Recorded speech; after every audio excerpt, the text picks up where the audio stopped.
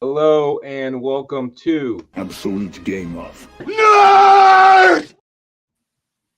We are your non-geek, non-hurt, no nerd hearse tonight. I can't even get it right. Non-geek, non-nerd hearse. And Ah, sorry about that. I You know heard who you non-weak, are. non-heard. We brought So All that non-geek, non-nerd hosts. There you go. God, this live stuff is tough, man. A lot of pressure on being live, I'll tell you. We have a special guest with us tonight. We have Dan from Dan's X-Men Comics, soon to have a YouTube channel someday in the near future. But Dan is with us to do a discussion about, what is our discussion today, Rohan? grading. We're going to talk about grading. Now, obviously, in this discussion, we'll obviously talk a lot about CGC. However, it is not necessarily focused on CGC, nor is it going to be, spend time walking through the various CGC scandal discussions, right?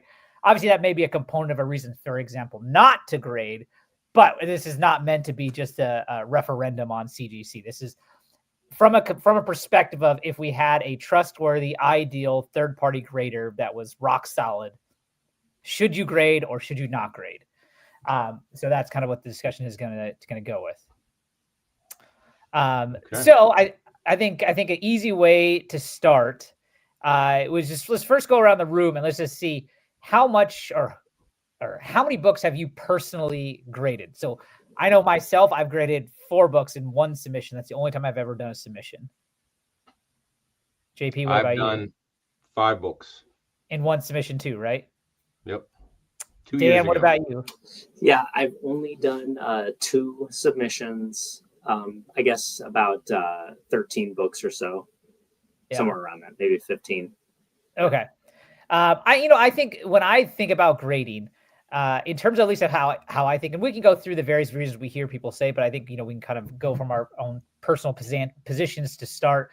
I think for me, when it comes to like buying a book, I look for a book I want and I look to see where I can find the best value, So that could be a raw book. That could be a graded book. Just depends on kind of the deal you come across. Now, I do think there is a component where if I was going to spend, a significant chunk of money, let's say in the 4-figure range plus, multi 4-figure plus range, I totally understand the reasons why you would want to buy one graded, right? We know the verification of like it's complete, it's not restored, et cetera, et cetera. All those reasons I think are totally valid. In that scenario, I would definitely buy a raw book, but only from someone I absolutely trusted, like an absolute trusted dealer. Even now we have dealers like Jordy from Marvel Comics, for example, when he does his live claim sales, he always talks about, hey, this is a grade. I grade conservative. If you send it into grade and it gets lower than I say, I can refund your money. Like he offers those guarantees. So I would buy raw in that situation. And with that in mind, that would be the one occasion like I would choose to send in a book for grading. Now, when I graded the first time was when I was first getting into it, and I was like, really into it. I feel like a lot of people, when they start collecting, jump right in and are like, oh, I got to grade all these books. After going through that and kind of a lot of the positions I've seen, my kind of personal threshold now is if I bought a raw book that was valued at over $3,000, I would see it as worth the cost to grade.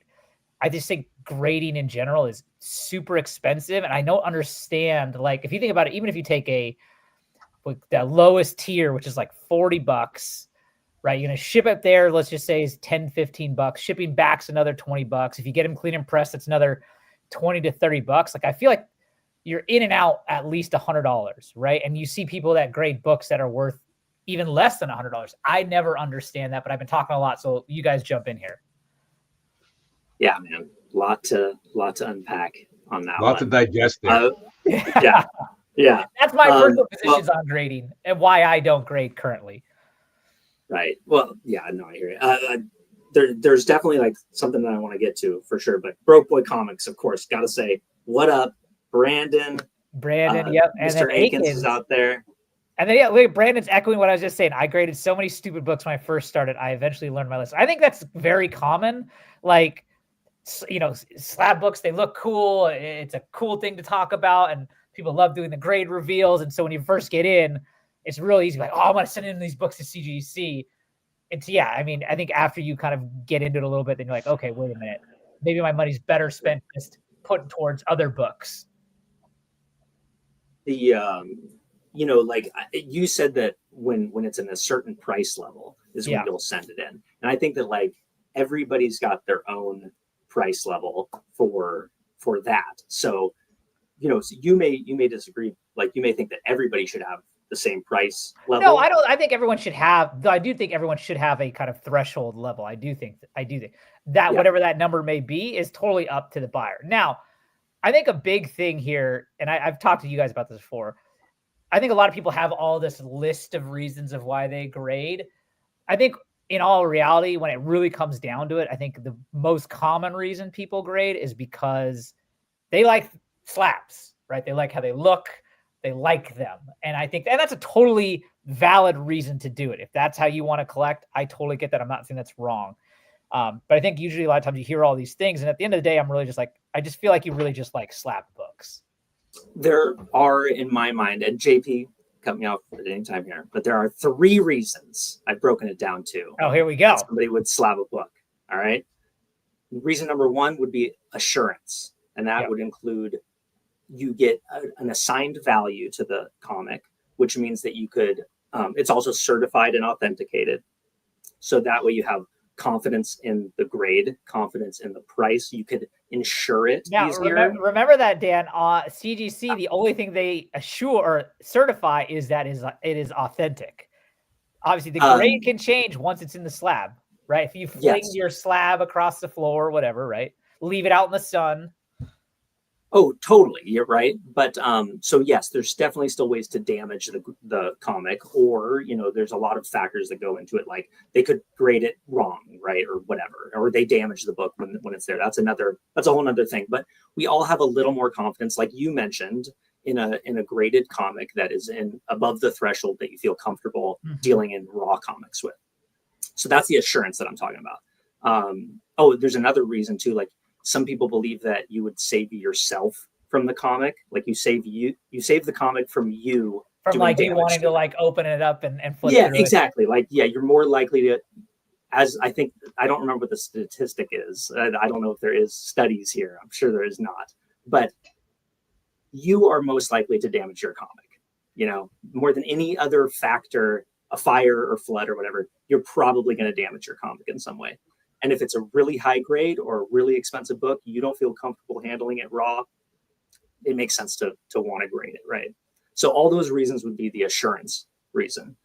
Then there's the experience, all right? This is a factor that doesn't necessarily have monetary value. It has, you have a process of choosing the books that you want. You send them out, there's an anticipation. You have the thrill of the reveal. When the package comes, maybe you didn't look at the grades online, you're making content, it's like an event, right?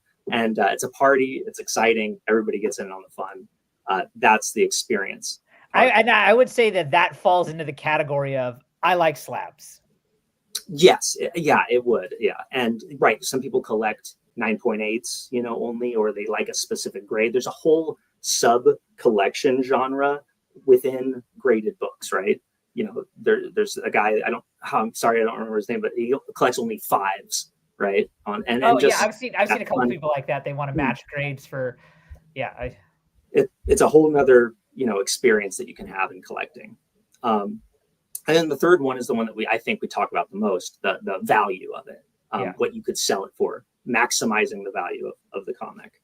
And then that comes down to an equation that we all commonly talk about, which is the price of the raw book, how much you could sell that for, plus the cost to press and clean it, the cost to ship it, plus the cost to slab it all together, right?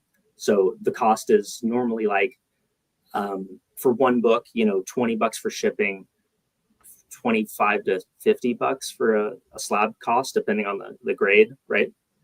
Or I mean the age of the book. And then, you know, $10, $20 to press or whatever if you pay somebody. So anyway, if that price of the graded book is higher than all of those other costs, put together, you could technically say that there's, increasing value in that. But then there's a lot of other questions. Is it easy to sell slabbed? Was it worth that's the also trouble to go through all that? And that's also a function of like the times, right? That you'd hear at these dealers now that say like they sell raw books more easier than slab books. So yeah, it's a very variable thing. I think there is also a tangent off of the value component, Dan, that you're talking about. Is there is a function of estate planning, you could even say, for reasoning to like if you have a very valuable collection, right? And you say, hey, who knows that any day I could drop, not to sound morbid, you could get hit by a bus, right? Your family or whoever then inherits all your stuff may not have any clue about comics.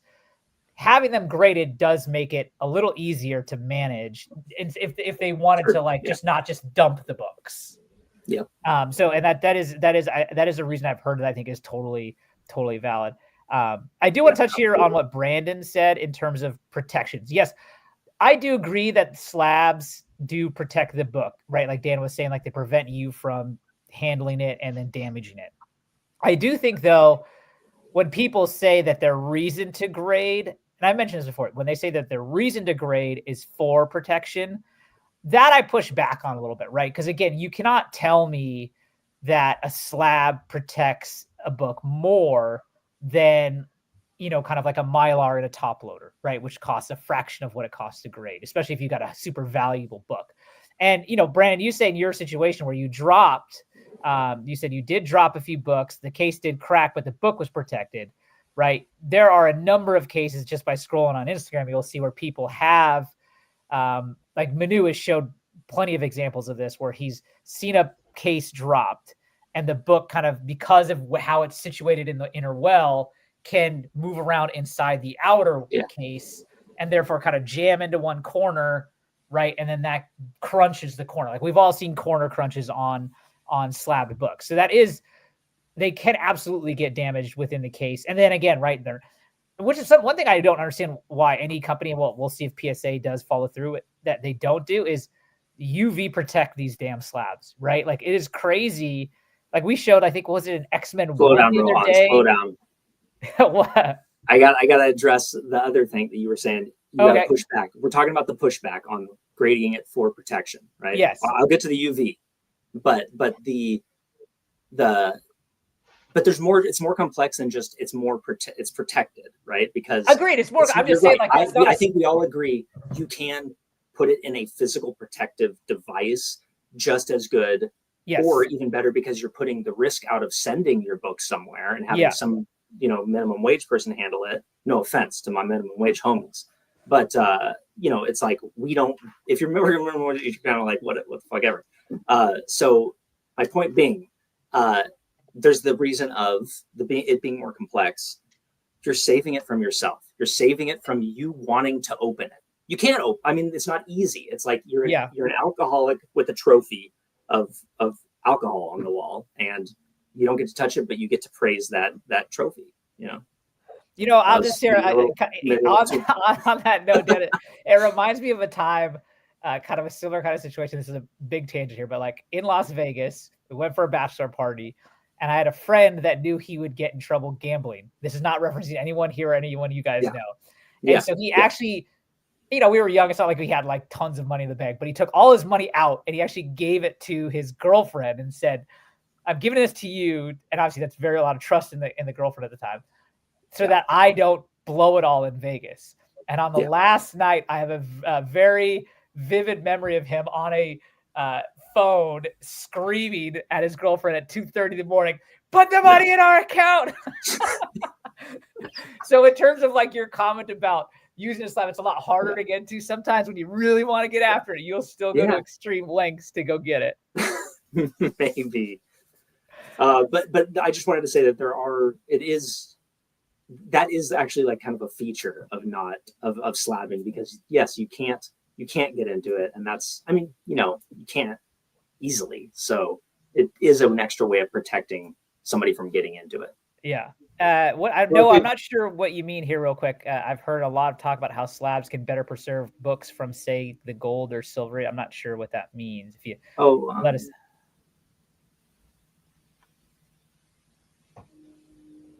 I mean, perhaps because like there's like the microfiber chamber that's placed in them, I suppose. I don't know, but then like that supposedly you're supposed to then reslab your books like every 7 years. Oh, that's true. But you should anyway with a container, right? Yeah. CGC Anyways, is the only JP, one you have to. CGC is the only one you have to reslab after so many years, whereas CGC or CBCS you don't have to reslab, from my understanding. Do we know that?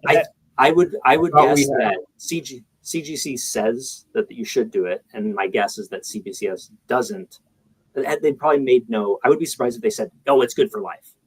Yeah, I would. Insane. I feel like my guess is that CGC says like you should do it every X years, and that number is far conservative as a method to maintain business, right? Like, we were on that. Right? We interviewed.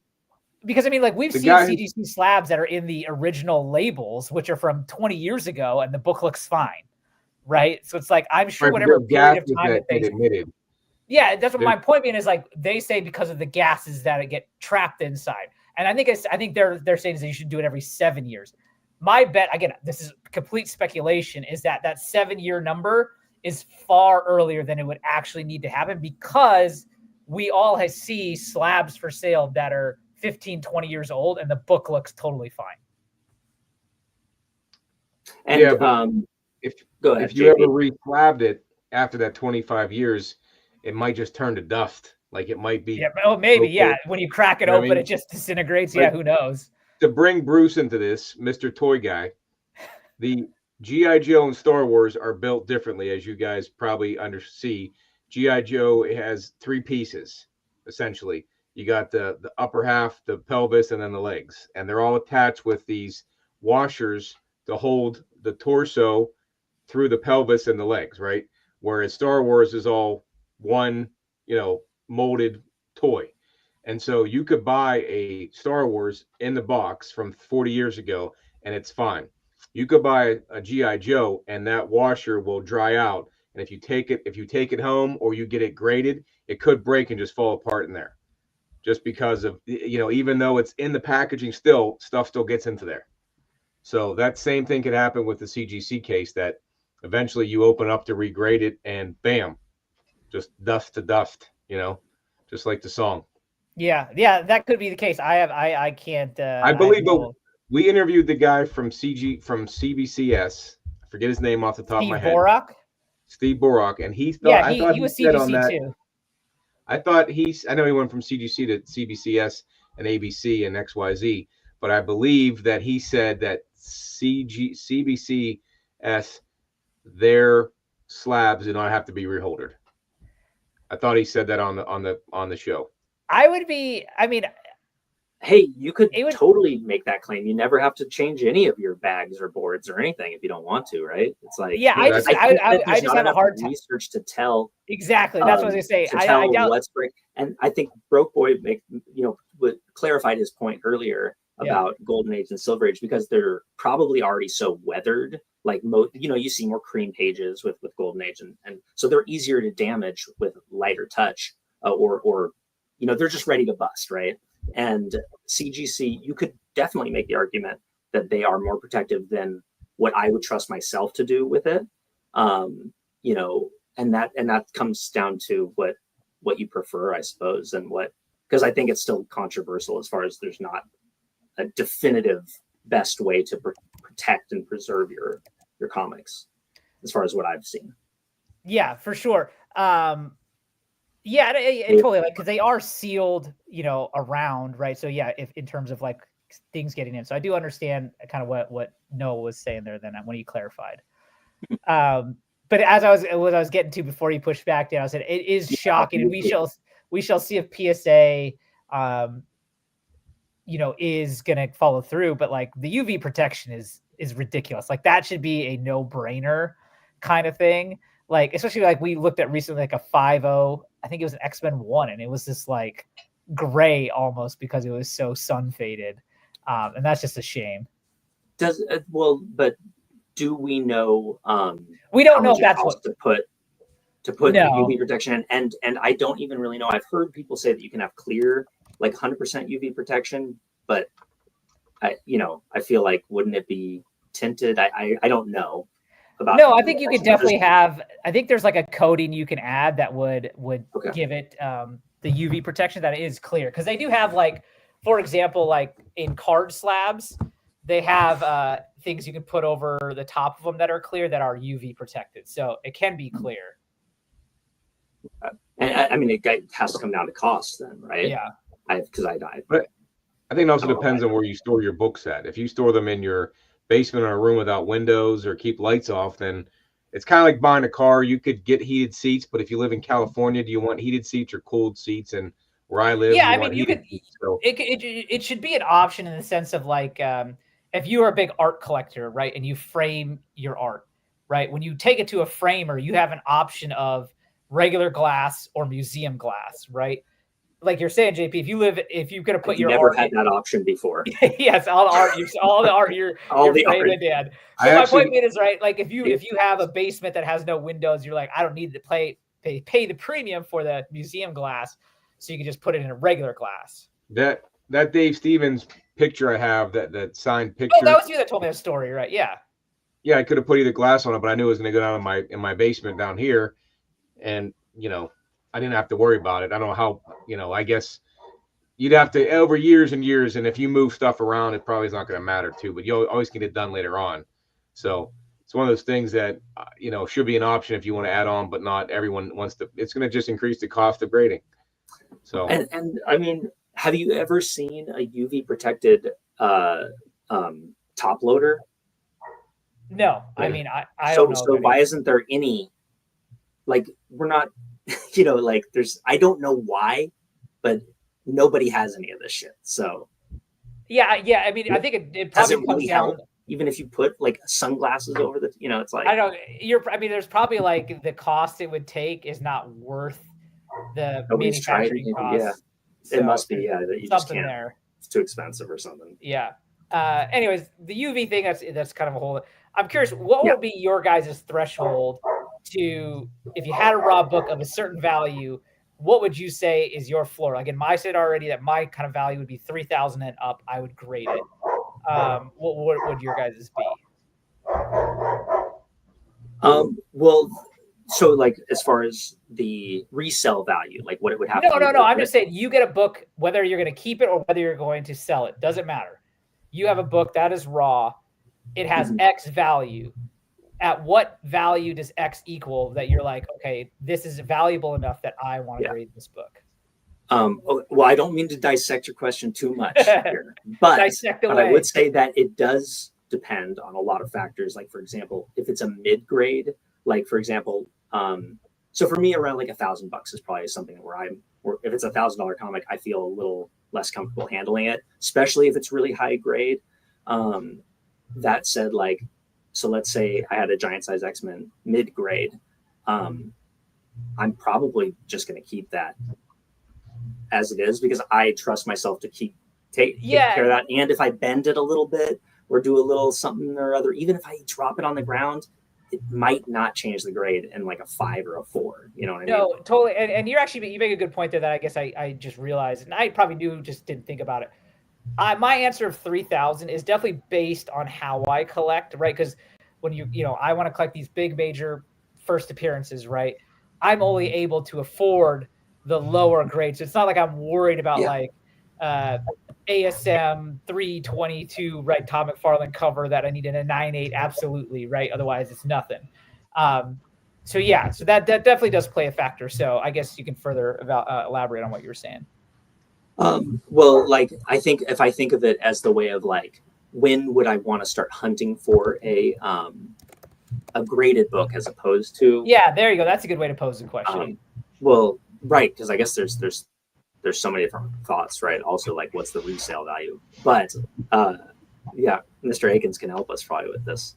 But I'd say, like, JP, you go. You go. I got two. You tell us what. That's all right. I mean, I don't really. I like I said, I've only graded 5 books in my last 2 years of collecting. I have a ton of graded books, but not many. Like, I have behind me or where all my graded books are, and then I have a half a wall of Spider-Man black suit that I got 8.5s. That's just where it landed cost-wise for me. And I was collecting all 8.5s in like this 252, Secret Wars, number 90 for Spectacular Spider-Man. I have all those. And like behind me are those other slabs. And like by selling stuff, I'm running out of, I have open room for slabs because I don't have very many anymore. You know, it's like behind me are supposed to be the higher graded books, but I'm like, I have a Wolverine number 27, the Jim Lee cover from the games. You know that one where he's jumping forward. Yeah. I got that graded like 2 years ago just because it was like $50 and I thought it was a cool cover, and it's cool to have them to frame somewhere because of the CGC case. But that might make it down here soon behind me where only the big book should be, you know, in my opinion. So JP, let me ask you, so then from a perspective of aesthetics, the way you want your room set up, you only would put slabs behind you in those shelves. Like if you had a really nice, like let's just say, you know, one of these, you know, Good Girl Dave Stevens covers or something, like if you got one of the premier Dave Stevens books, but it was raw, would you not put that in your main display behind you? Or you only want slabs behind you in that spot? Only thing behind me, I want Lobo behind me, 9.8 Lobos behind me. Just a wall, just 9.8 Lobos. All over the place. No, I have like in front of me are I have these J channels that cover, if you guys saw that one video, I have those up there, and that's where my Dave Stevens were. Now they're in a box hiding from family to not see that garbage, the Good Girl art. So I had to hide all that shit. So I would display it all over the place if I could. But I mean, I have some Dave Stevens that are graded just because they were better priced than a raw one. And that's why I bought it graded. So, you know, I don't have a preference. I just look, like you said, price wise. When I buy something, if I was going to send it to grade, I think it would be the importance of the book. Like I have a Crow #1, the Todd McFarlane Crow #1 from, I think it's 1999. It's signed by James O'Barr. The fact that, Kirby's, I'd throw those in the garbage before anything else. But that Crow book is signed by James O'Barr. If Todd McFarlane was going to do another signature series, I would send it in, get JSA, authenticate the signature for O'Barr, and get McFarlane to sign and have them both on there, which I think would be cool to have. I have Matrix. So that's an authenticated.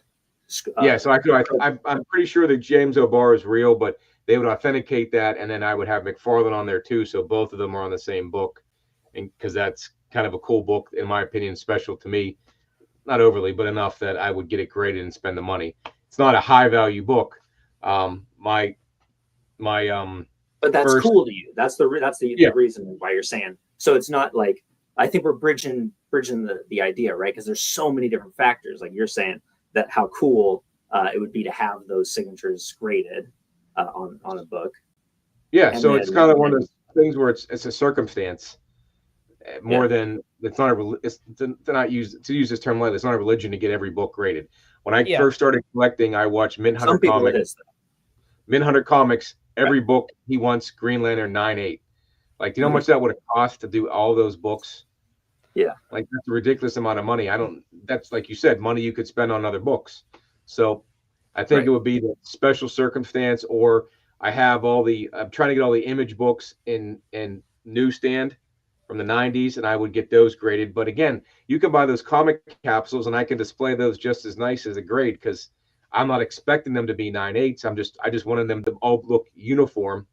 Yeah, and actually that's a good question. So JP, you have a nice man cave set up down in your basement. I definitely don't have anything of that capacity. Dan, the room you're sitting in, there's some books on the wall there. Yeah. Let me ask you, in your dream scenario, let's just say your wife and you are able to come into a house that allots you your own fully just your comic room. Mm-hmm. In terms of how you would want to set up like a display, say similar to JP's, what does that look like for you? Like, is there slabs here, like raws? Like, what would your ideal setup? I'll go into mine after you go. I mean, I'm okay with either slabs or raw books, or a combination of them in different. But like, would you want them mixed and mashed on like the same shelf? No, I don't like the look unless it'd have to be like symmetrical in its design or something. Because I don't like the way. If you look at mine right on the left side here, so those are raws of DC Comics, the Superman #1, the Batman, one, but everything else is graded because they're divided by that little wall there. So I could do it that way. But I get what you're saying, looking all the same. So yeah, like that's why I never really have my raw books out, because my wife got me these little holders that only fit a raw book, right? So I would just put those in, and my graded stuff is all under my table. So I have a terrible, design plan. And even Noah here kind of says he agrees with the symmetry, right? Like I think that seems to be like a very common thing probably amongst all of us collectors. Like if we have displays that we want to set up, we probably are not mix and matching the raws and slabs. We may have them on different, we may have both, but we'll probably have them on different shelves. Like the way I think about it, like if, again, I don't have one, but if I had my own kind of comic room, I would set it up where it's like the main display would have my favorite books, right? Which would be those major first appearances. And those would fit, those would most likely be in the slabbed category, right? And then I would probably want to have another side shelf where I would have the rest of my books that kind of don't meet that major first appearance criteria, but they would all be raw on like a raw shelf. So I definitely agree. Like I think we all want some level of symmetry in kind of what we display if we had our ideal space. Definitely. Yeah. Back to your question about the number. If we're strictly just thinking of market value and just increasing the value of my book, it'd probably have to. I guess it would just be like, it would probably be. Here's the thing. I'll tell you, it's hard to give a number, but I will say the lowest that I am probably going to do is about $100 because of margin. Right. Yeah. So like, for example, it would cost me if I send 10 9/8 pre-screens. Right. Oh, here's the thing. Well, here's the thing. The book would be a 9/8 $200 book.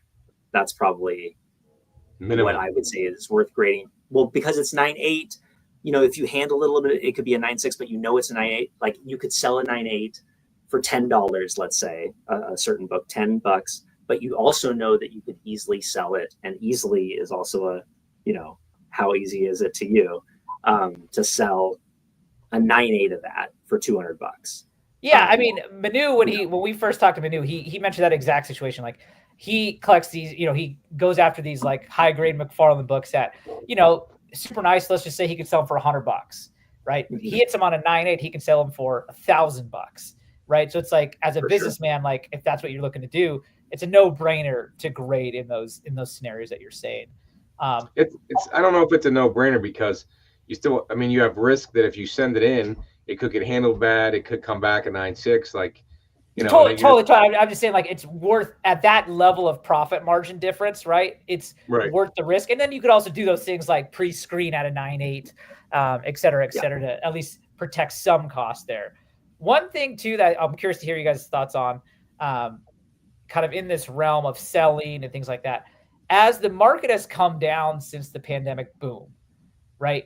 You hear dealers talk about like, slabs don't sell as well anymore, or slabs don't sell as well anymore.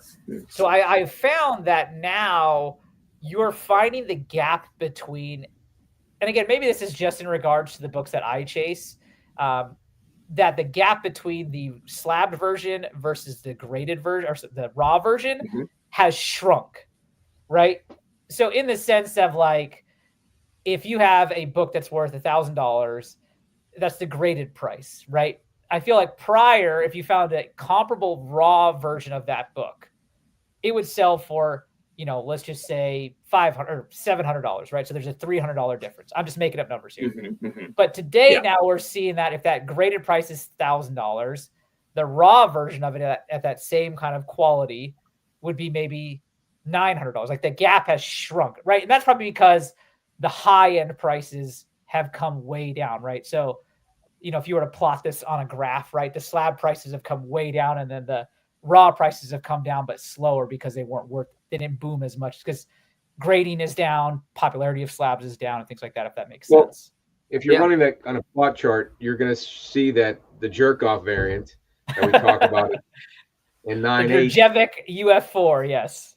So that one, it was like 35,000 at one point. Now it's down to 40,000. It's actually, it's down like 10. Yeah.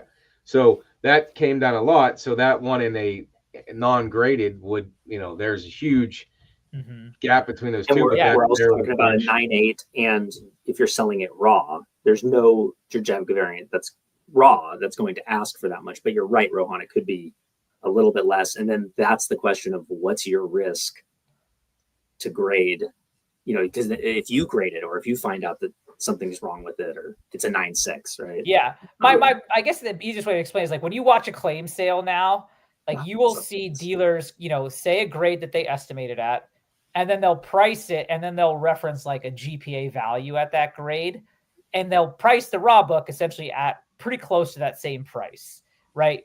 And that's my point being is like right now you're seeing that price gap between graded and raw has shrunk. Mm-hmm. That's true. Yeah. What's the cost to get a book under $1,000 graded? So what kind of book though, right? Because there's still a few different tiers. I thought there was like a universal tier that they had now that.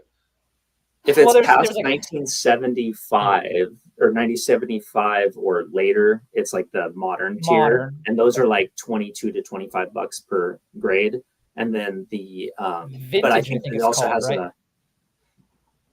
Yeah, I think so, right? And even I think even if it's a modern, if it's over 1,000, then it needs to be in another category. Yeah, the modern tier is up to $400, right? If it's above $400, regardless of what year it is, you have to go to a different tier, right? But then there is also, I think it's 1975 and older, under $400 has like I think it's called vintage. Again, I haven't graded in a long time, but if I remember correctly, I think it's vintage. I know, but I think they just upped the numbers at like it's $1,000. I think there's $85 to slab a $1,000 book, something like that. Yeah, the last big change they made was so they had like the up to $400 on both the old and the new, and then they had another tier in there that was like to $1,000, and then they had a tier that was like $1,000 to $3,000, which I can't remember what it was called. And then 3,000 and above, or maybe it was 5,000 above, would go through walkthrough. Now everything valued over 1,000, you have to, theoretically you could sneak something in, let's just say, but per their website, 1,000 and above is walkthrough no matter what. There's no in between tier there, which kind of sucks for the collector. Okay. Yeah, so it becomes expensive if you have a book that's teetering between that. So, really $100 on top of it plus shipping. We were talking early, shipping it there, shipping it back. It might be $150, $200. And does that eat at the margin if it's going to be a 9.8? There's more than enough margin, or like a golden age or a silver age that's high grade will command good money, even a 9.6 or 9.0. But if it's mid grade, now that you can sell it quickly for raw, why spend the money and the time that now CGC, after they've let a bunch of people go, now their wait times have gone up. Besides Banana Gate that had happened, now you have people, like there's not enough people there. So now you have to wait longer, like we did 2 years ago when we got into the No, and that's a good point too when it comes to selling. Your profit margin needs to be a lot higher, right? Because if you sell a book raw, you get the money back to you now, right? If you have to send that book in and it's going to take 6 months and then you get it back, the value could have depreciated, but let's just say value stayed flat, right? Mm-hmm.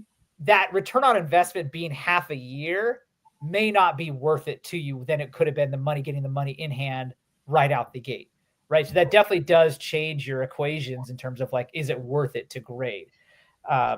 So you do need to bring it.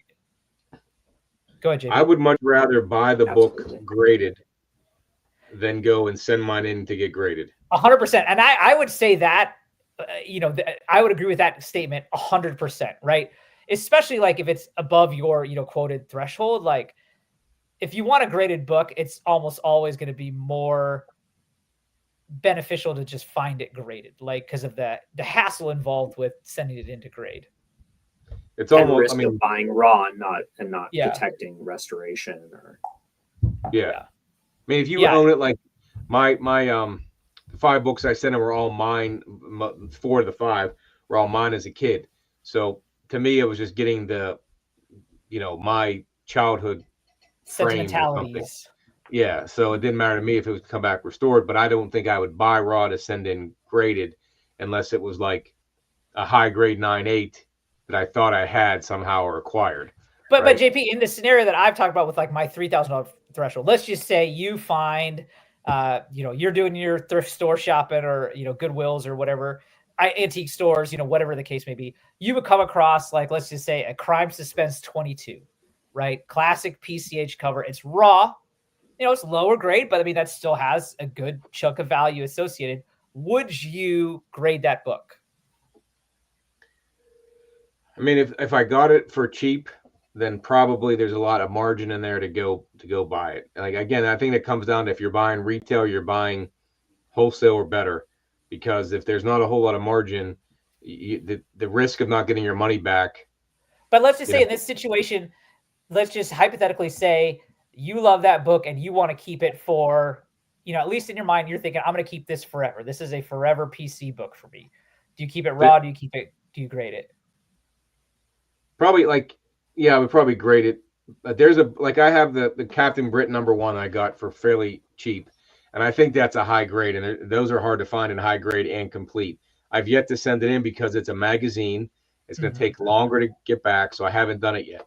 I have a Hulk 377 that's third print that is probably a mid-grade or lower. The cover's almost detached. And I found that for super cheap. But I'm scared to send it in because they might ruin it further.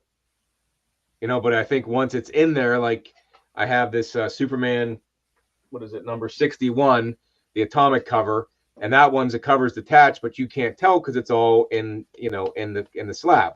So that Hulk book would be a good one to mail in to get done, but I'm worried they're gonna fuck it up even worse. Well, that's what I'm saying. Like, let's just hypothetically say that Hulk book was worth $5,000. Would you, what is your number where you're like, this is in my collection forever, but because of its value, I do want to add a little assurance to it, so I'm going to get it graded? I think if it's worth $5,000 or that $3,000 number you mentioned, it's good for estate purposes to have it. Yes, have it graded. That's kind of what I'm thinking. Okay, so that you're. So I would probably do it that way, but I don't know. Like it's kind of like you could spend all this money to protect these books, and then the market crashes, and it's like stamps, and you put money into nothing. But it could be like a car. It all goes down in value. So, at the end of the day, I think it's a tough call. I haven't graded a book in a while. I bought graded books, but I keep thinking about it. But I can't bring myself to send them in because I don't want to let go of them and worry what they're going to do to them. And then the cost of it. And it's just like, I don't know. If it was a quick process where you could just drop it off somewhere locally, like you get a picture framed, I would do it. But to mail it to Florida, worry about hurricanes, worry about the mail, I don't know. It just seems like too much of a process to do. A lot of stress. Yeah. It would be cool if how do I say, if they had some kind of, they've talked about this with card grading, because cards are simple, right? There's a front, there's a back, you see everything there. And they've talked about the future where you could go to a shop and you would just put the card into a machine, AI would grade it, and then it would pop it out in the slab. It would be kind of cool if they had something like that where you could go to a shop on video or something, kind of walk through the book on camera, right? And then if you then put it into the machine right after, then there would have to be some component of time, right? Because you can't, you'd have to go right in where an AI would grade it based off the video feed, and then it would slab it right there. Does that make sense what I'm saying? It would slab it right there. That would be pretty cool, because I agree. And that's why I think when I was talking earlier, the gap has shrunk between graded and raw. One of the reasons the gap I feel used to be big is because of that exact thing, right? The ease of mind that whole process takes it off your plate when you buy it graded. So you're paying for the work that someone else did to grade that book. Yeah, and Jose just mentioned he enjoys the process, and that was one of the reasons what I was mentioning. A lot of people do enjoy it. It's an experience. It can be a lot of fun. So yeah, it's totally but for some people it's very stressful. And that's, again, why everybody's got a different reason for grading, or if it's worth it or not, or how stressful it is for them. That's hard to believe that CBCS, that's usually pretty. you've definitely hear that gone both ways, right? Like it's definitely something that happens. It's unfortunate for you, Jose. Sorry that happened. That is definitely a situation you see. Jose, I'm curious to ask you, say you're enjoying the process. What about like when it's in the mail or when there is no status update? Are you kind of like, oh, I wonder if it's getting there, or oh, what's going on now? Are you actually fully enjoying that process end to end? Dude, everybody likes that little bit of stress. Yeah, it's so exciting. It's pretty great. Well, I mean, it is funny. I mean, like you find yourself like literally checking the website like every day. Like, is there an update? Is there an update? Yeah. Well, let me ask you this: when you send them in, do you check the grades, or you wait till they come in to arrive? Oh, that's a good question. I 100% am checking. It's just like when we had kids, man. These people that want to be like, I'm gonna wait till the baby's born to see what I got. Like, kudos to you. I could never do that. Like, the soonest I can get my information, I'm taking it. And that's, I looked at mine too because I was gonna wait, but I couldn't. But like, I got the my Hulk 340 and my Punisher 1, the ongoing series. I got those both graded. Both of those were well loved books in my childhood, and there was a difference of one was an 8.0 and one was a 9.2. That's a pretty big difference. That I don't know how one's a green cover, one's a blue cover. It wasn't like a black cover or white where it can be dirty. So like I was way off on the grades, and I don't know if I was, that would be stressful to hope that comes back higher than what you get or lower than what you get, and then you're kind of pissed that you invested the money and all that kind of stuff. I don't know. I sooner than later, I think if the wait times drop significantly, I will probably start sending in some books that I think are high grade and worth the big bucks, relative to what we're talking here. If you bought it for $40, but you can probably get rid of it for $1,000, I'm going to try to slab it, but I'm going to wait a little while until PSA comes out and there's all of them are established, and decide who to go with. And that's a kind of a good actually, real quick before we move on to the tangent, I want you both to answer that question though. Do you check the grade or do you wait for it?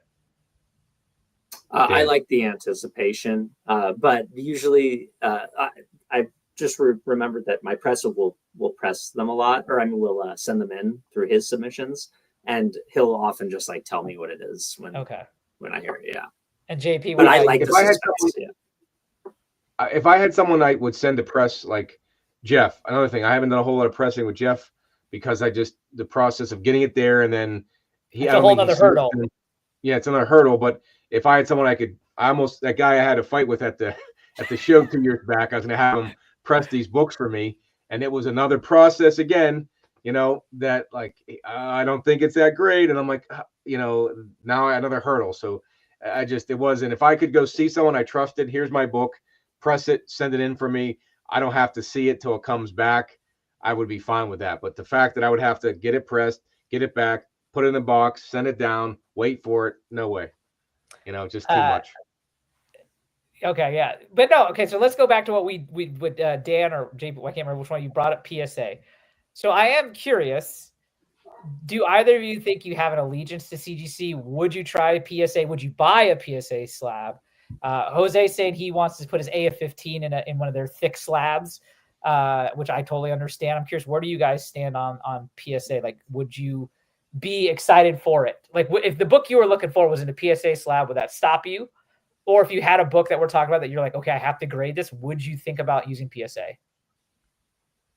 I definitely think about using them. I think that also I don't like to be the first one to jump into something. So I'd probably wait to see, how much, once an established price is set for the book that I'd be going after between the two different grading companies, and, just kind of decide based on that. But as long as I feel like the grade is what the label says it is, then I don't really have a problem with trusting PSA's authentication. Yeah, and I think with that in mind, like there's a component of like why I would never grade with CBCS is because we have plenty of ample evidence, both on the low end and on the high end, that they just sell for a smaller value than a CGC book.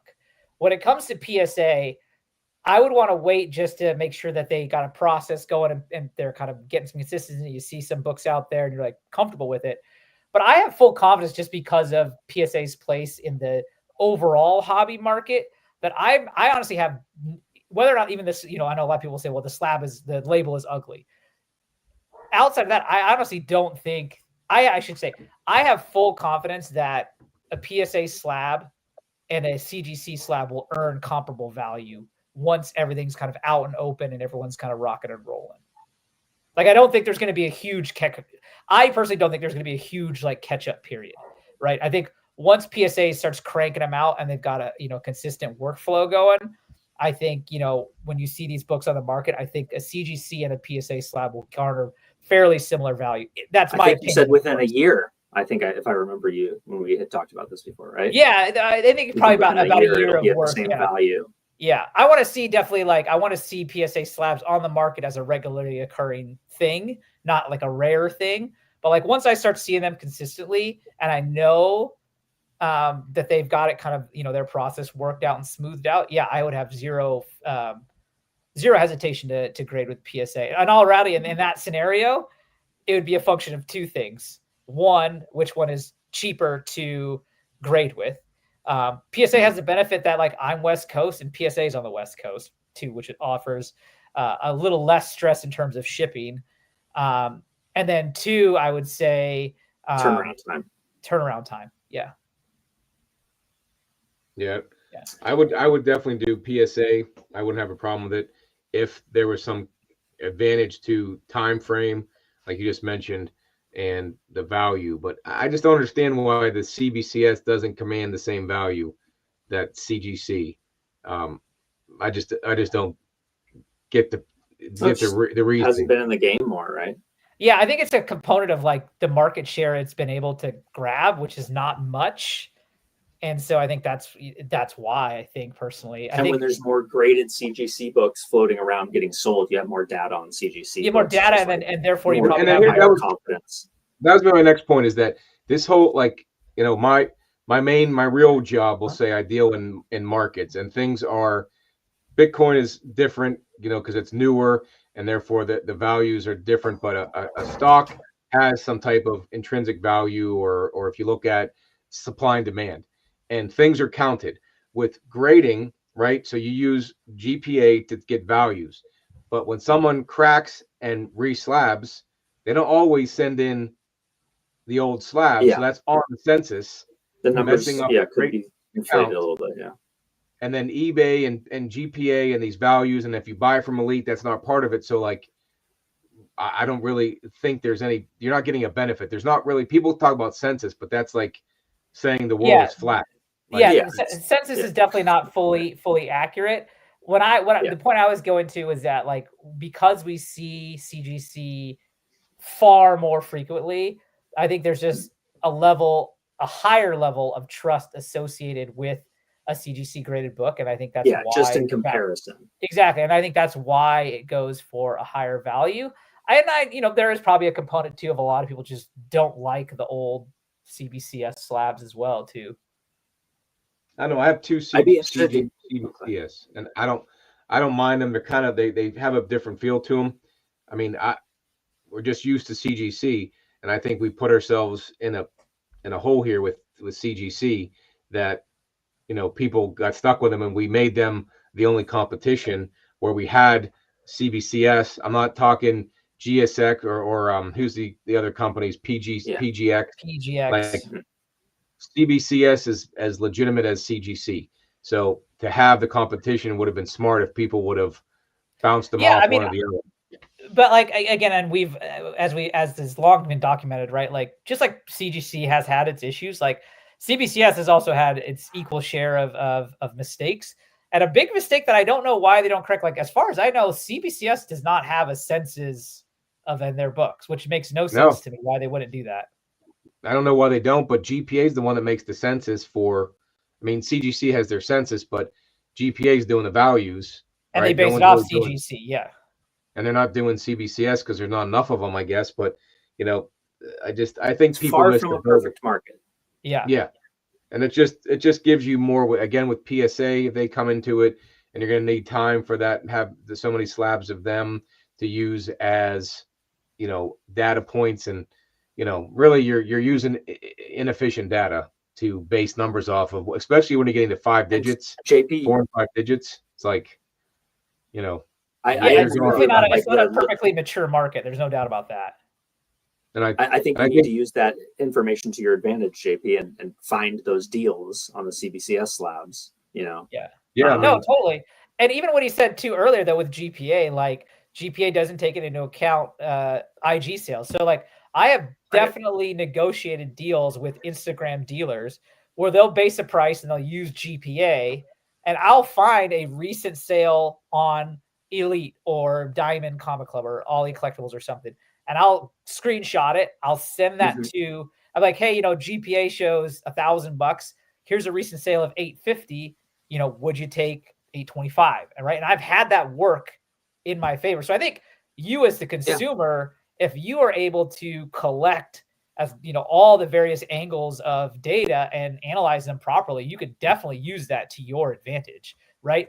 Or what Dan was saying, right? Like there are definitely people that have bought like some of those big books. Like I'm going to be way off on the numbers here, but there was a super high grade TOS 39, right? And it was like a CGC like 8.5 sold for some 5-figure amount. And there was a CBCS TOS 39 that was like a 9.0, and it sold for like 50% less than the CGC book that was of a lower grade.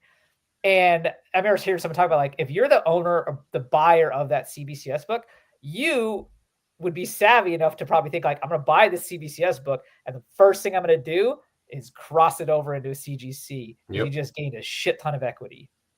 Yep. And that's a good point. If you can get low enough on CBCS, then you're going to make some money. But the problem with CBCS is that you have to read the label. Yeah. They don't have other labels, green or well, they purple. Have yellow. They have yellow labels. Yeah, yellow, but they don't have green or purple. So like you see a blue one, you're like, whoa, look at this priced on this so and so. And you read it says restored. I'm like, damn it, they need to like. Again, we've made you from getting excited, right? I talked about this with Mr. Longbox. Like, I think when you own the book and it's in hand for your collection, it's on your wall, you probably prefer all blue, right, or the yellow, right? But when you're looking to buy the book, because I think we've all fallen for that, like where you see a book, you're like, oh my gosh, that's a huge price, and then you miss the fine print of the CBCS label. I agree with you on that. Very much easier to scroll through and see purple and see green, exactly what you're going. Which is also going to be interesting to see PSA, because as it stands, their label is white with the red border. So, like, how are they going to differentiate between unrestored, restored, incomplete, et cetera, et cetera? It would be nice if you had the number and then you had like R on it as well. Like if they're going to keep the grade would be like R 8.0 kind of thing. Yeah, something like that, because they want to keep the color, but it's nice to. I think it's good to know, like flat out, that it's restored, like that purple. No, I agree. I agree with you, Jay, because like the notes on the CBCS slab, like you could almost mistake them as like the notes that are already on there that are like art by, story by, first appearance of, right? Sometimes that just blends right in. You completely miss it. Yep, and so I like the color differential there, but again, like. You got people that with that restored, if you come back like a CBCS one, someone was talking about, Dan, where someone that came back restored, or who was saying that? Jose came back, said he said his CBCS book came back conserved CGC. Right, so like that you expect to have between at least those two not to have those mistakes, but then you have a book that's a 9.8 that you said is not even a 9.8 and you didn't sell it as a 9.8, right? Or 9.6. Wolverine one. No, it was the Hulk 340. It graded a 9.8, but in my mind, I was going for a 9.4. Because I knew it had a flaw that was big enough to hold it back.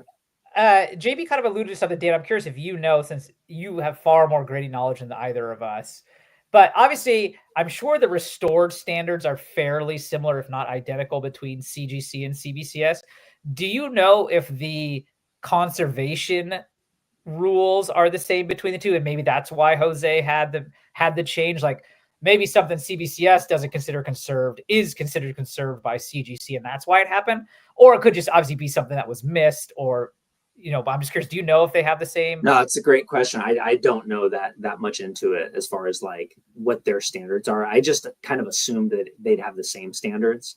And conserved is a higher level professional, restoration, right? So yeah, it's different. So harder to catch as well. I have a Silver Surfer 4 low grade 2.5, and it has tape on the side because those were square bound, and it has tape, and it's not listed as restored. Now it depends tape on is okay to have. Depends on how the tape is used. Same thing with like glue. Like the glue will sometimes get you a purple label, but depending on where the glue is and how it's being utilized makes a difference. And again, I'm not going to say that I know the exact details of what, but like you definitely see purple labels that say glue on spine kind of thing. And I think that if you're going to have grading companies, there's got to be universal grading, or rules, because the NFL is all the same, right? There's 32 teams. They all have the same rules, right? And they're interpreted differently to each game. You see everyone fights over the refs, but the rules are the rules, right? So it has to be the same for the graded companies if you're going to try to keep it where everything has similar value. If we run in this world where everyone has their own ability, then you're again the Wild West. There's no it's just way too open. CGC is pretty much the standard for what most people would consider all of those grading factors and what's considered restoration and how it's considered. And if you don't mind, I was going to say to Jose about the cover cleaned thing. With that kind of a situation, I just send it back.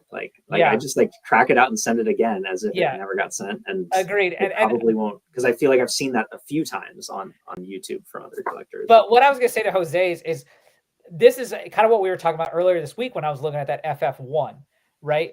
There is a risk in terms of you are at the mercy of the discretion of the individual grader, right? So I was looking at that FF1 earlier this week, and the seller was saying the back cover is the original cover, but it is taped on there, right?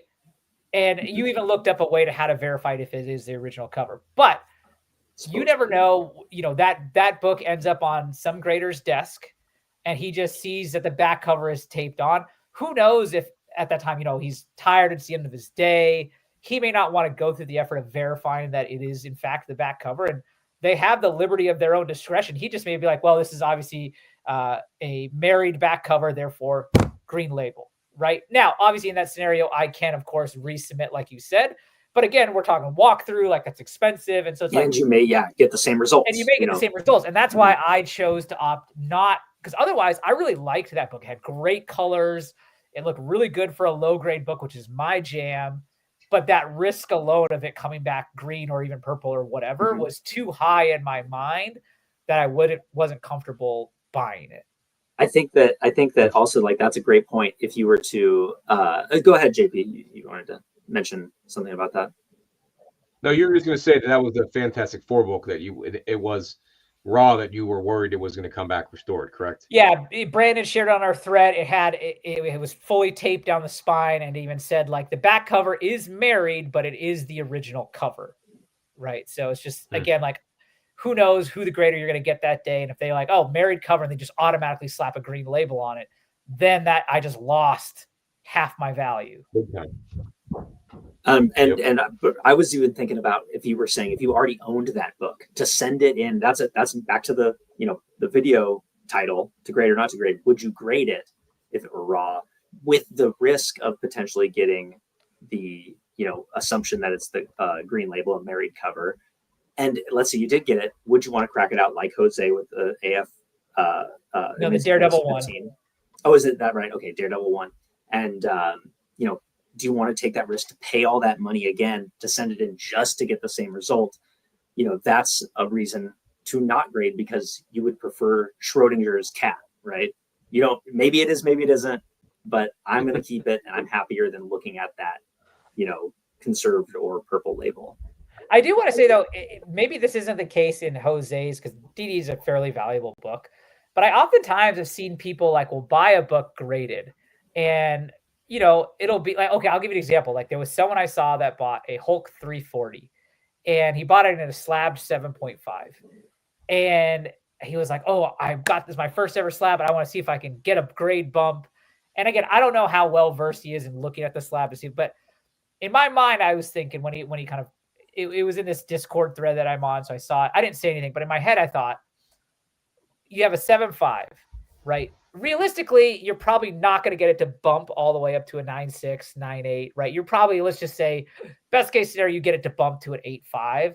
I think sometimes people just automatically assume that like a bump of any kind is money well spent. But then like when you think about that Hulk 340, what is the value difference between a 7.5 and an 8.5? It's fairly marginal compared to the cost that it took you to crack it out, send it out, press it, clean it, reslab it, send it back to you. Like that cost is more than the grade bump value you got. Yeah, definitely important to check those where those cliffs are in the value, right? Like, because a lot of times, for example, I think it was like around like for a Hulk 181 example, there's those mid grades that really, it's all about the same price until it hits like 6. And then it's all about the same price until, 7.5, let's just say, for example. And then there's bigger steps up at each level at that point. Another time to grade too, when you're in those high value 9s, between the 9 and 9, every single point up, 9.2, 9.4, 9.6, yeah, exponential increase. Value. Yeah. Yes. Yeah, it is true. Like you should definitely like if CPR is something you want to do with these books, like I do agree, like you should understand like the graph of like how price increases, like where are those exponential jumps happening with versus like where it's just kind of flat or linear. Right. And how much are you spending to reach that next level of price? Yeah. And if you look back, we talked 2 years ago, the books we bought, some of our Grail books, Hulk 181 and all that, like where they've come down from the 5.5 now that you own and the 4.0 that I've in that time frame to get it cracked and sent back in, that could be 8 months. And all of a sudden the grade bump doesn't do you any good at all because it's dropped in value. Well, I do think in the case of a 181, like the turn times that we're talking about that are super long, I think are on those lower tiers. I'm pretty sure the walkthrough is still a fairly significant or quick turnaround. So in terms of the Hulk 181, you probably wouldn't have the loss due to the time it sat at CGC. But I agree with you, like the book is coming down. So it's like it may not be worth the cost to CPR it in general. Yeah, and you run too much of a risk opening it up and ruining something when you open it up, I guess. But yeah, it's a risk there. Something to try. Again, it's like changing your oil. Like you should try it once, or change a tire and try it and see. It's part of the experience. It's all a part fun of the experience, thing to do, Russ. All part of the experience, Russ. Yeah. And something else I wanted to touch on, like when we were talking earlier about like JP, you had mentioned that what if you send it in and it's a grade lower than you thought, because that could be like a waste of money, like we were just saying, there's those specific grade levels, like this one is not worth it unless I get a 9.4, or this one's not worth it unless I get 9.6. My advice would be to decide if to grade a book or not is either do the pre-screen, because now they allow that for each individual book, but keep in mind, you do a pre-screen on one book, they're going to have to send that back. You're going to have to pay for shipping $15 or whatever, just for that one pre-screen that you did. But that's one way to save yourself from getting it, wasting the money. And then the other advice would be make sure that whatever you're sending in, whatever grade you think it's going to get, allow it to get a grade lower and it still be worth it. If it's not worth it at a grade lower, just don't even do it. Like, I think if you're someone, or allow a little bit of, I think if you're a collector and you're wanting to slab a lot of books, I think you need to figure out your math, right? And then again, that math is going to be different for if you're selling it versus if you're keeping it. So you got to, like I always say, like, in my mind, my math, I could get more finite, but like, again, I use that 3K number. That's where my math kind of lands me in my head, where I say it's worth it to grade, right? Whatever that number is for you, you got to figure out your math. And again, that's different whether it's you're selling it or keeping it for the long term. One thought to mention is I have that Phantom Lady Golden Age book. Yeah. And it's incomplete, and you can get a blue label. 0.5 though, right? 0.5. Yep. Missing pages or something. Yeah, so it's missing a page, it's missing a centerfold. It's not complete, but it's not going to come back restored or blue label, purple label. It's going to come back blue at a 0.5. And what's that worth for that type of a book. Like if you have Batman 1 or something hugely significant, even coming back at a 0.5 is worth that, because again, someone who we talked earlier, the assurance of having it graded to sell, if that's what you're going to do. But it is interesting in that scenario that it's a 0.5, because you could certainly have a book like I saw at FF1 this week that was fully complete, but it was so beat up, it was a 0.5. It is interesting that they've chosen to use that also for an incomplete blue. Like you'd think maybe they would use like a different to differentiate the two. You know what I mean? Like maybe it's a 0.3. If it's incomplete, but you want a blue label, maybe you get a 0.75. That's what I'm saying. I think it should be different, because like you could come across a blue label 0.5 that is fully complete. It's just shredded to shit. But I would say that would be worth more value than say an incomplete 0.5, right? Like a complete 0.5. Oh, yeah. Blue. I mean, you can get a 0.5 for you can have a near mint book with just the back cover ripped off. Yeah. And it's otherwise a 9.8 all day. It's going to get a 0.5 because of the technicality of the missing back cover.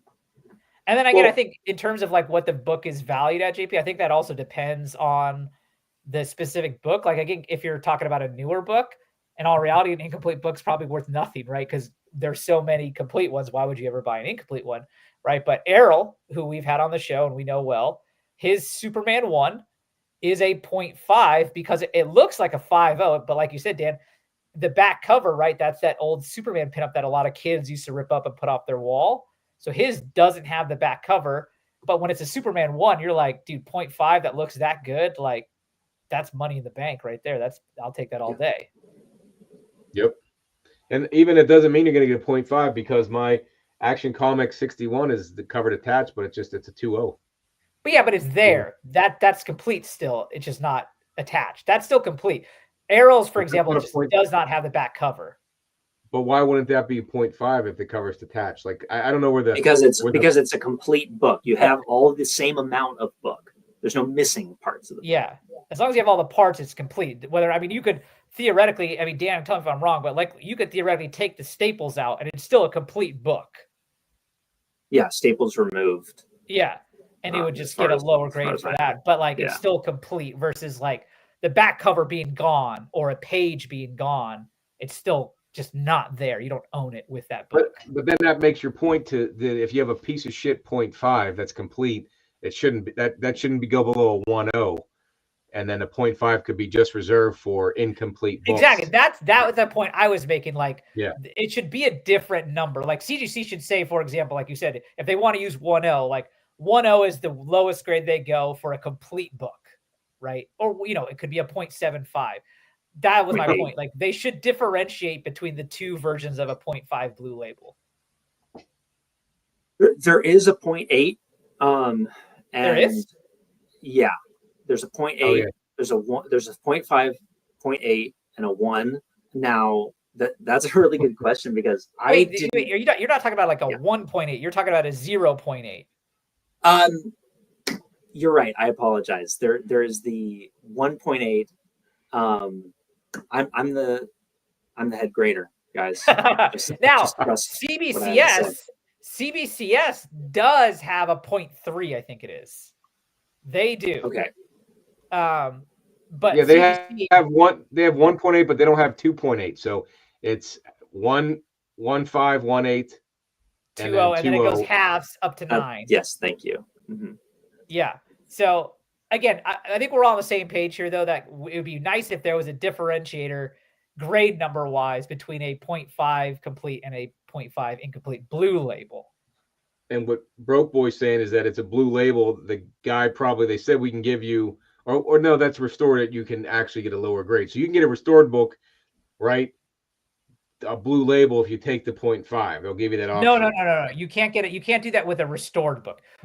A restored book's going to get a purple label all day, every day, no matter what. I don't think you don't have that option. A qualified one, right?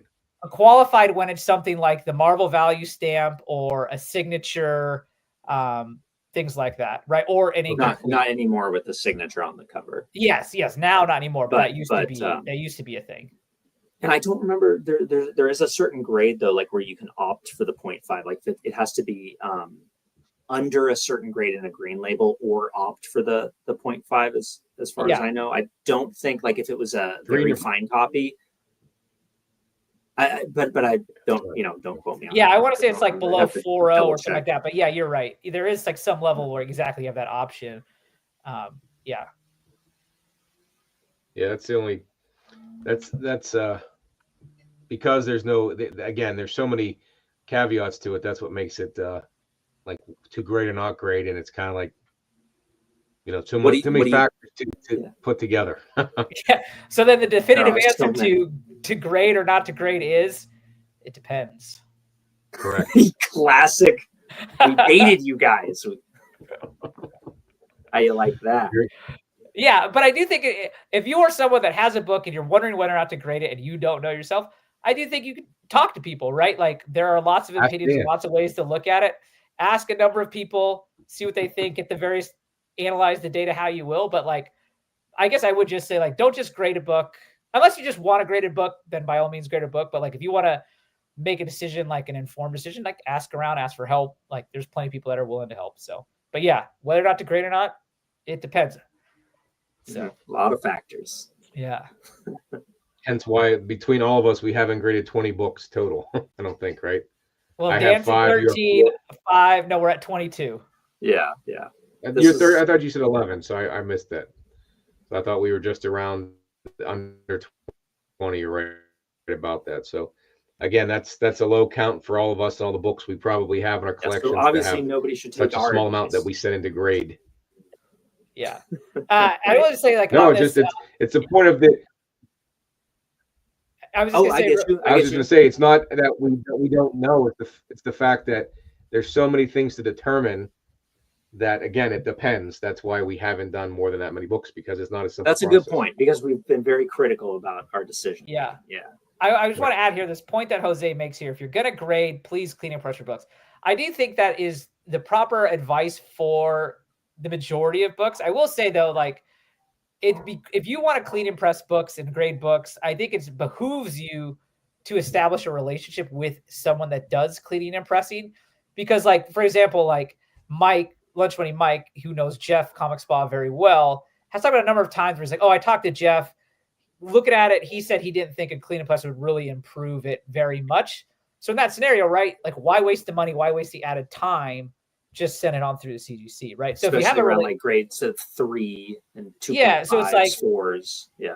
Again, like, for the most part, yes, you should probably always clean and press your book, but it behooves you, if you are going to do those kinds of things, have a relationship with someone you trust that does the cleaning and pressing. And it is always nice. Like, I know both JP and I are in this boat. Like, one of the reasons that's a barrier is, like, if I could drive to someone's place and drop off the books and then drive and pick them up, I would clean and press even books that I don't want to grade, because it would just be nice to have a raw copy that looks even better than my current condition raw copy.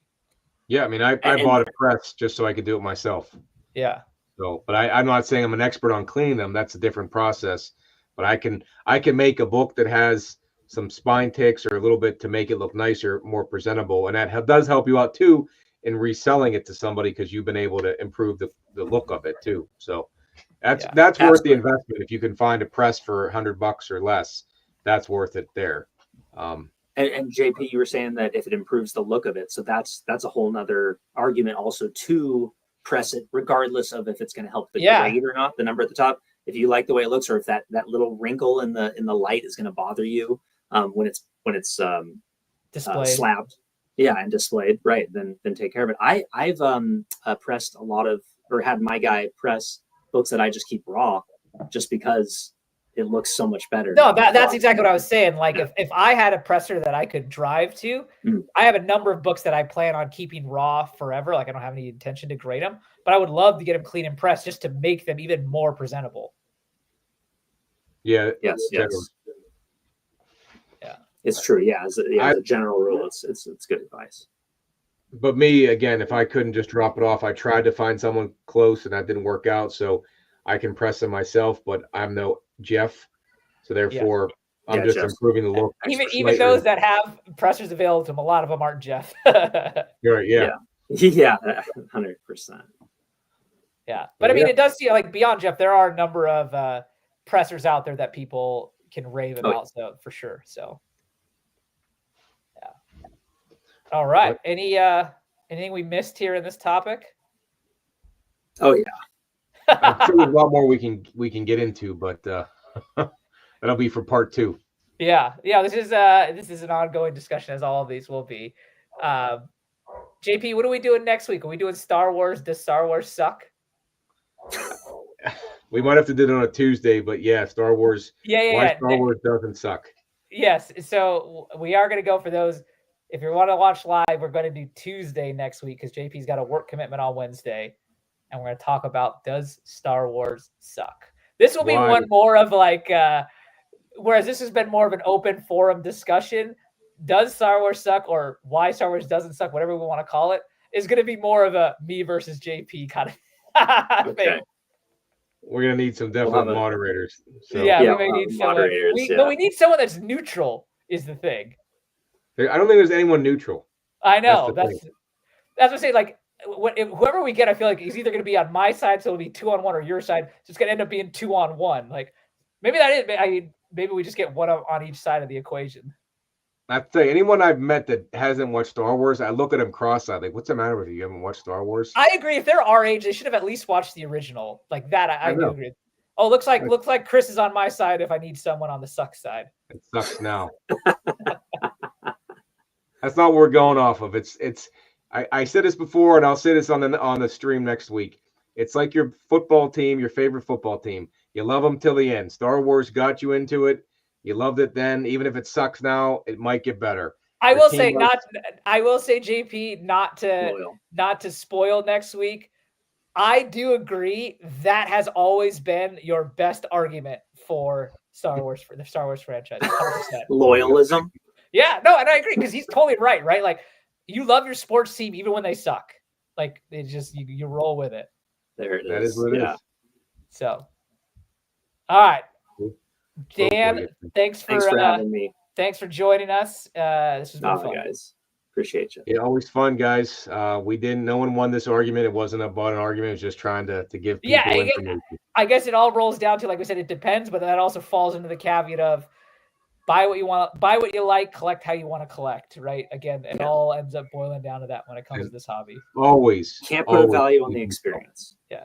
Yes. Go ahead. You cut JP off on his line, Dave. Yes, I did. The most important message. I'm sorry, JP. Please. Always believe in yourself, as you guys know, right? Yeah. So. And to those that joined us in the comments, Noah, Cheddar, Jose, Akins was there, Brandon was there, Lunch Money was there for a little bit. Like, thanks for joining.